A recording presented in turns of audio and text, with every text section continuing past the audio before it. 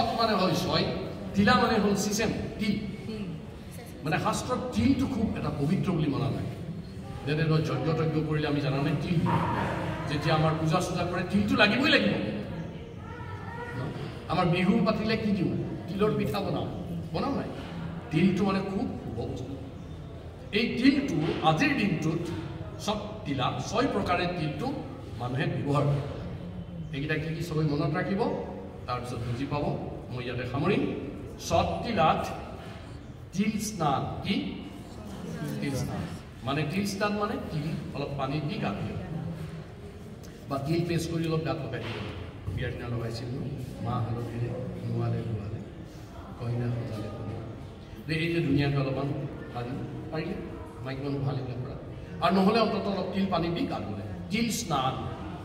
তাৰপিছত তিল জলপান মানে জলত তিল দি সেই পানীটো খাই দিব লাগে। স্নান আৰু কি পান।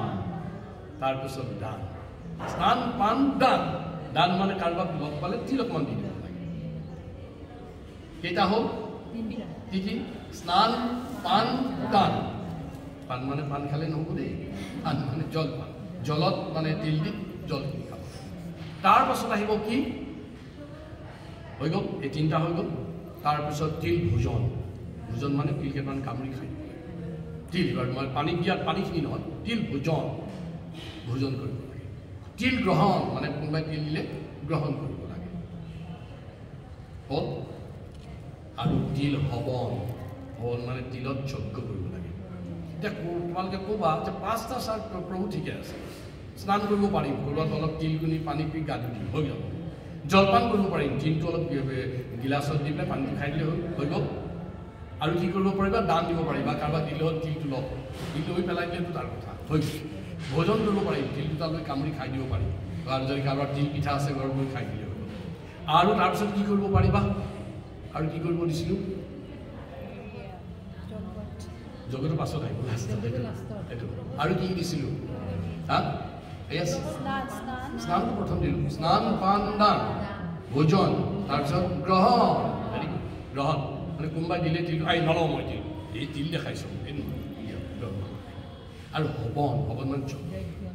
তেনে ক'ব চবেই এতিয়া প্ৰভু আপুনি পূজাৰী মানুহ, ব'লক আমাৰ ঘৰত যজ্ঞটো কৰি দিওঁ। মই কাৰ ঘৰত যাম? যজ্ঞটো নিজেই এটা চাকি জ্বলাব।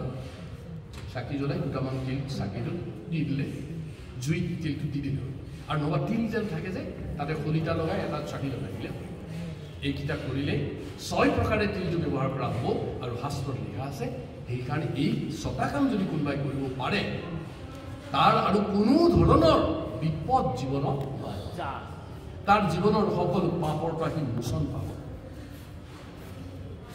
তাৰ যিমানবিলাক পাপ কিবা কৰি জমা, পাপটো আমাৰ বহুত ধৰণে জমা হয়, জানাকে নাজানাকে যাতে অজ্ঞাতে বুলি কয়, চব পাপবোৰ নোহোৱা হৈ যাব। আৰু সি পুণ্যৱান হৈ বৈকুণ্ঠ মানে য'ত কুণ্ঠ নাই, মানে তাত দুখ নাই, সেই জেগালৈ গতি কৰিব পাৰিব। কলেজত পঢ়ি পৰীক্ষা নিদিলেও হ'ব, তাতে গৈ পৰীক্ষা নিদিয়াকৈ চাকৰি পায়। ধুনীয়া। হৰে কৃষ্ণ।